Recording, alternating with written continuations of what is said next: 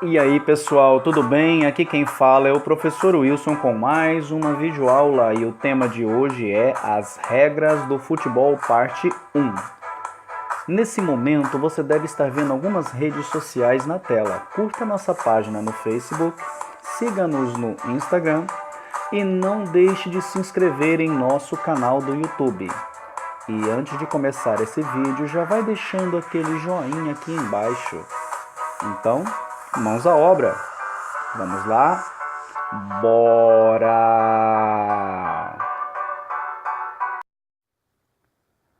O campo de jogo deverá ser totalmente natural ou, caso o regulamento permita, totalmente artificial. Nesse caso, a cor verde é obrigatória. Em relação às dimensões ou medidas, o comprimento mínimo é de 90 e o máximo de 120 metros, com largura mínima de 45 a um máximo de 90. Em caso de partidas oficiais FIFA, a medida mínima de comprimento aumenta para 100 e a máxima de 110 metros, e a largura para 64 metros a mínima e 75 metros a máxima. As linhas que marcam o campo de jogo devem ter no máximo 12 centímetros de largura, mesma medida da meta que será descrita adiante. O campo também deverá possuir um círculo central com 9 metros e 15 de raio, local onde a partida tem seu início. Nas áreas penais deverá haver um semicírculo e nos 4 cantos do campo. Na área correspondente ao tiro de canto, o semicírculo deverá ter 1 metro de raio. Área penal, área de meta e área de escanteio.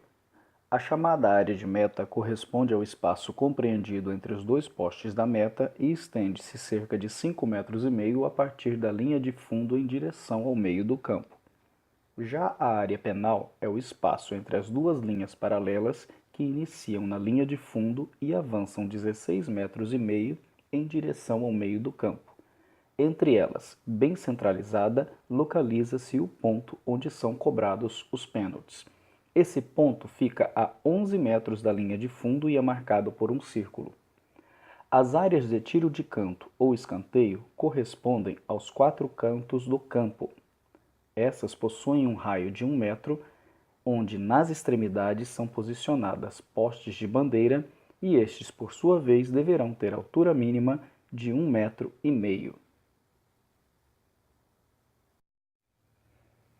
As metas são o alvo a ser acertado no futebol. Devem ser feitas de um material aprovado que não represente nenhum tipo de perigo aos jogadores.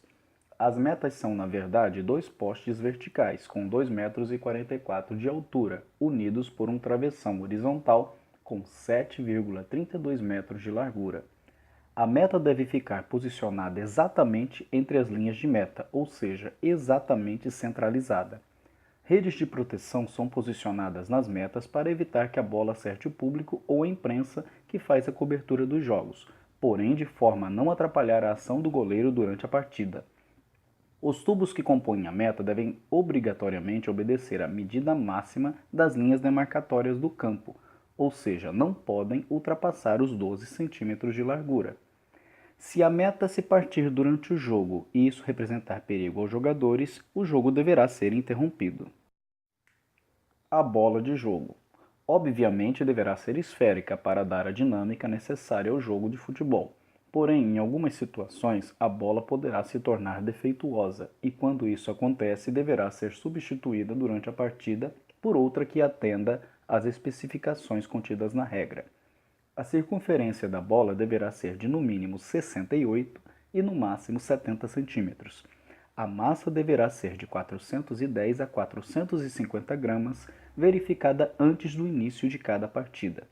Quando acontece uma Copa do Mundo, é cultura entre os países sede que se batize a bola com um nome referente à cultura daquele país. Por exemplo, durante a Copa do Mundo da África, a bola recebeu o nome de Jabulani e está retratada na imagem abaixo. Na Copa de 2014 no Brasil, recebeu o nome de Brazuca. Abaixo também está uma imagem mostrando todos os modelos de bolas oficiais desde a Copa de 70. Como o futebol é um jogo de equipe, cada equipe deve conter um certo número de jogadores. Uma equipe titular deve ser composta por 11 jogadores, sendo 10 atuando na linha e um como goleiro. Porém, a quantidade mínima para que o jogo prossiga até o fim, em caso de expulsões de jogadores durante a partida, será de 7, incluindo o goleiro. Quanto às substituições, o número máximo de 3 é permitido em competições oficiais da FIFA, bem como de confederações e federações vinculadas à mesma.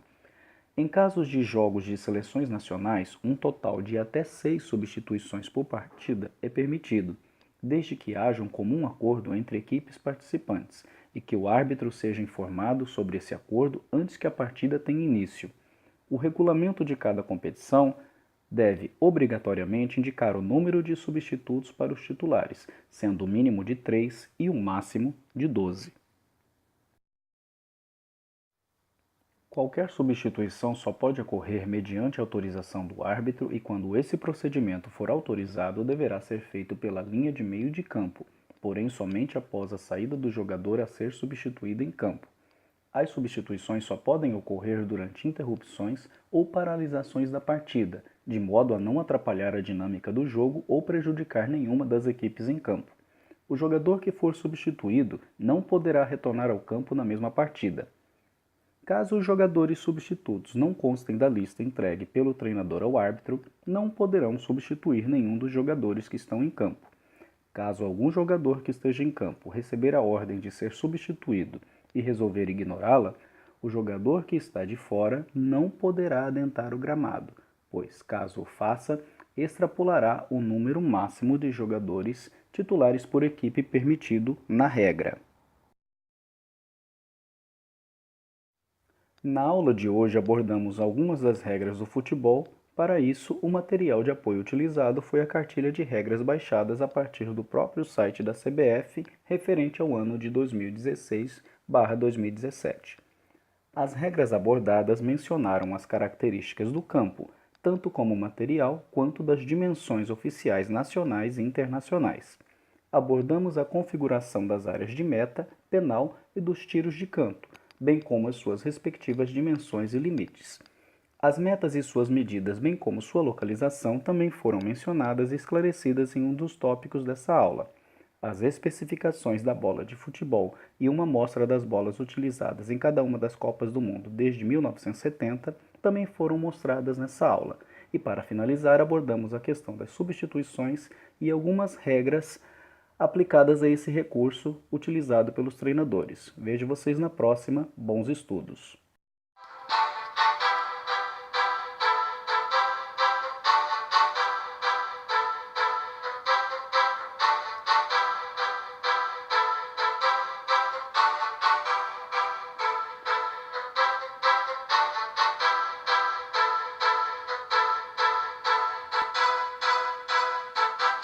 Obrigado por assistir a mais essa aula.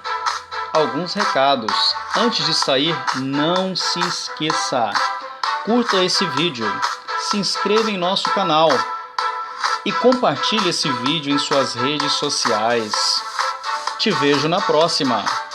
Um grande abraço.